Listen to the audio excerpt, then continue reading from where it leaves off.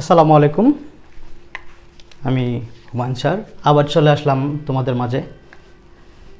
আজকে টপিক বহুপদী নিয়ে আমরা আলোচনা করব। বহুপদীর এমসিকিউগুলো কত শর্টকাটে কত সহজে আমরা করতে পারি সেগুলো নিয়ে আলোচনা করব।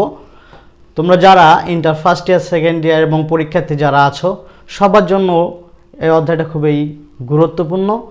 আশা করি আমার লেকচার শুনলে, যদি লেকচারটা শোনো, এখান থেকে তোমরা ফুললি অ্যান্সার করতে পারবা। ওকে, এখন আমরা আসি কোশ্চেনে। 1 নম্বর কোশ্চেন দেওয়া আছে, নিচের কোনটি বহুপদী? এরকম আসে। বহুপদী কি আগে মনে রাখবো। বহুপদী হওয়ার শর্ত হলো যে চলকগুলো থাকবে, চলকের পাওয়ার কখনো নেগেটিভ হতে পারবে না, চলকের পাওয়ার কখনো ভগ্নাংশ হতে পারবে না। মনে রাখতে হবে সেটা পূর্ণ সংখ্যা হইতে হবে, 0 অথবা পূর্ণ সংখ্যা হতে পারে, কিন্তু পাওয়ার কখনো নেগেটিভ বা ভগ্নাংশ হতে পারবে না। সেগুলোকে আমরা বহুপদী বলবো শর্টকাট। ওকে, তাহলে এটা পাওয়ার নেগেটিভ, এটা বহুপদী না। ক্রস, এটা পাওয়ার ভগ্নাংশ, রুট আছে, রুট মানে তো উপরে চলে যাবে, হাফ হবে, এখানে 1/3, তার মানে এটা বহুপদী না। এক্সের পাওয়ার 1/4, এটাও ভগ্নাংশ, বহুপদী না। তাহলে আমরা বলতে পারছি এটা বহুপদী, x² + 5x।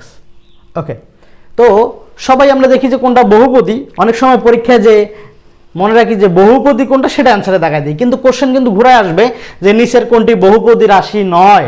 বহুপদী রাশি নয় মানে বুঝতে হবে যে এখানে তোমার কোশ্চেন চাইছে কোনটি বহুপদী রাশি নয়, বহুপদী রাশি নয়। তাহলে আমরা অনেকে মনে করি যে বহুপদী হয়ে সেটাকে দেখায় দেই। সো দেখতে পাচ্ছি এটা বহুপদী, আবার এটা দেখতে পাচ্ছি বহুপদী, কারণ পাওয়ার এগুলো ধনাত্মক আছে, ভগ্নাংশ নাই, নেগেটিভ নাই। সো এখানে দেখতেছি এটা হলো বহুপদী রাশি নয়, কারণ 1/x আছে, এক্সের পাওয়ার ভগ্নাংশ আকারে আছে। সো এটা বহুপদী রাশি নয়, এটাই অ্যান্সার আমাদের। থার্ড যে কোশ্চেনটা আছে, একটা কোশ্চেন দিয়ে আমি এখানে বলছি যে এই যে রাশিটা এতকে x-1 দ্বারা ভাগ করলে ভাগশেষ কত হবে। দেখতে পাচ্ছি যত দ্বারা ভাগ করতে বলবে, মনে রাখবা তোমাদের যত দ্বারা ভাগ করতে বলবে, কত দ্বারা ভাগ করতে বলছে, x-1 দ্বারা ভাগ করতে বলছে। তো এটাকে তোমার মনে মনে 0 ধরো, তাহলে আলটিমেটলি x এর মান 1 পাবা। সেই 1টা যদি তুমি মূল সমীকরণে বসাই দাও, x এর মান 1 বসালে রেজাল্ট হয়ে যাবে। তাহলে আমরা যদি 1 বসাই তাহলে এখানে পাবো 4, 1 বসালে এখানে পাবো 2, 1 বসালে এখানে পাবো 3 - 6, তার মানে 4 2 6 6 চলে যাচ্ছে, 3 থাকতেছে, আমাদের রেজাল্ট হবে 3। আশা করি এর মধ্যে কোনো সমস্যা দেখতেছি না। এখন আমরা আসি, এটা তোমরা দেখতে পাচ্ছ, যদি দেখতে সমস্যা হয় কমেন্টে জানাবা, বোর্ড যদি ক্লিয়ার না হয় আমাকে জানাবা। তোমাদের সবার রিকোয়েস্টে আমি ক্লাসটা নিচ্ছি। একটা বহুপদী আমি রাশি বলছি, ax² + bx + c, এটা একটা বহুপদী। একের অধিক পদ থাকলে সেটাকে বহুপদী বলা হয়, একটা পদ বা তার অধিক পদ থাকলে সেটাকে আমরা বহুপদী বলবো। বহুপদী হওয়ার সত্য হলো পাওয়ার কখনো নেগেটিভ হতে পারবে না, পাওয়ার কখনো ভগ্নাংশ হতে পারবে না।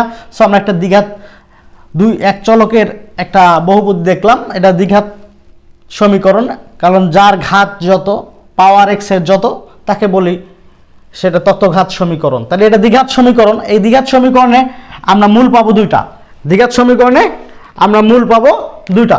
সো এখানে আমরা 2টা মূল পাবো, একটা মূলকে যদি আলফা, একটাকে যদি বিটা বলি। সো এখান থেকে আমাদের মনে রাখতে হবে আলফা প্লাস বিটা সমান সমান -b/a, আবার মনে রাখতে হবে আলফা বিটা সমান সমান c/a। সো 2টা সমীকরণ দ্বিঘাত সমীকরণের আমরা জানি মূল 2টা। সো আলফা বিটা বলতে পারে, a b বলতে পারে, তাহলে আমরা a + b সমান -b/a লিখবো। সো এখানে b বলতে এখানে মনে রাখতে হবে a হলো x² এর সহগ, b হলো x এর সহগ, c হলো ধ্রুবক পদ। সো কোশ্চেন থাকবে এভাবে কোশ্চেন থাকবে, তোমরা একটু মনোযোগ দাও। যদি 2x² - 3x - 1 = 0, এই সমীকরণের মূলদ্বয় আলফা বিটা হলে 1/α + 1/β মান কত? খুব সহজ। তাহলে যেহেতু এই সমীকরণের 2টা মূল আলফা বিটা, তাহলে আমরা এখান থেকে কি করব, এখান থেকে ডিরেক্ট আমরা 2টা মূলের যোগফল বের করে নেব, alpha plus beta, that's mean -b/a মানে 3/2, এবং আলফা বিটা বের করে নেব, আলফা বিটা সমান সমান c/a, c বলতে -1/2। ওকে, সো এখন আমাদের যার মান বের করতে বলছে, যেটা ভ্যালু বের করতে বলছে, খুব মনোযোগ দিয়ে দেখো। এই ভ্যালুটা বের করার জন্য এখানে আমাদের লসাগু করতে হবে আলফা বিটা, আলটিমেটলি উপরে থাকবে বিটা প্লাস আলফা।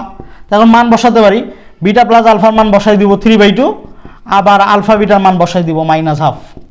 সো 2 2 চলে যাচ্ছে, রেজাল্ট হয়ে যাচ্ছে -3। সো এভাবে কোশ্চেনগুলো আসবে। অনেক সময় এটা না দিয়ে এখানে বলে দিবে যে alpha inverse plus beta inverse, that's mean একই কথা, ইনভার্স মানে 1/α 1/β। বলতে পারে আলফা স্কোয়ার প্লাস বিটা স্কোয়ারের মান কত, অনুসিদ্ধান্ত ফেলবো a plus b whole square minus 2ab, মান বসাই দিব, যা অ্যান্সার শেষ। ওকে, আশা করি সমস্যা হবে না।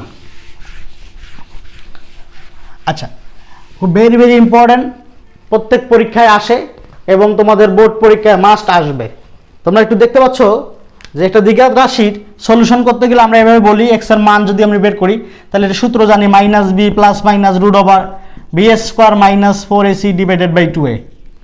এটা আমরা 9-10-এও পড়ছি, ইন্টারমিডিয়েটে পড়তেছি। দ্বিঘাত রাশি সমীকরণ সমাধান করার জন্য আমাদের ফর্মুলা জানি এটা। সো এই দ্বিঘাত টাইমের রুটের ভিতরে যে টার্মটা থাকবে এটাকে বলা হয় নিশ্চয়ক, এটাকে বলা হয় নিশ্চয়ক অথবা পিথায়ক, নিশ্চয়ক অথবা পিথায়ক। তাহলে এটাকে ডি দ্বারা প্রকাশ করা হয়, আর এখানে লিখতে হয় বি স্কোয়ার মাইনাস 4ac। আমরা এটাকে নিশ্চয়ক বা পিথায়ক বলছি। অনেকে মুখস্থ করো যে এই নিশ্চয়ক বা পিথায়ক কখন বাস্তব ও সমান হলে কি হবে, তারপরে বাস্তব অবাস্তব ও অসমান হলে কি হবে, অবাস্তব ও জটিল হলে কি হবে, বাস্তব ও অসমান হলে কি হবে। সো আমরা মুখস্থ করব না, আমরা মনে রাখবো এটাকে সবসময় জিরোর সাথে কম্পেয়ার করব। কার সাথে কম্পেয়ার করব, জিরোর সাথে।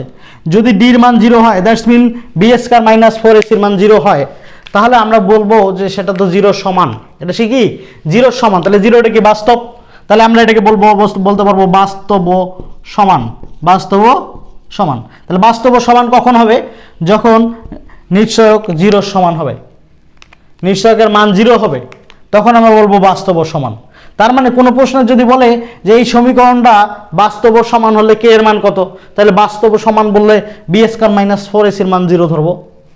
আবার যদি ডির মান 0-র থেকে বড় হয় তাহলে সেটাকে আমরা বলবো বাস্তব ও অসমান। তাহলে আমরা সবসময় কল্পনা করবো জিরোর সাথে কম্পেয়ার করছি, কার সাথে কম্পেয়ার করছি, জিরোর সাথে। তাহলে ডির মানটা কি 0-র সমান, 0-র থেকে বড়। 0-র থেকে বড় মানে বোঝাচ্ছে হয়তো পারে পজিটিভ মানগুলো, তাহলে সেটা তো 0-র সমান না, তাহলে সেগুলো তো বাস্তব, সেজন্য বলছি বাস্তব ও অসমান। আবার যদি ডির মানটা দেখতে পাচ্ছি যে 0-র থেকে ছোট হয়, এই ডি মানে বি স্কয়ার মাইনাস 4ac, এই ফুল মানটা যদি 0-র থেকে ছোট হয় তাহলে রুটের ভিতরে নেগেটিভ আসবে, আর নেগেটিভ মানে সেটা কি, সেটাকে আমরা কি বলবো, অবাস্তব। কি বলবো, অবাস্তব ও জটিল, অবাস্তব জটিল ও অসমান, অবাস্তব জটিল ও অসমান। বুঝতে পারছি? তাহলে এরকম করে কোশ্চেন আসবে, যখন বাস্তব ও অসমান বলবে তখন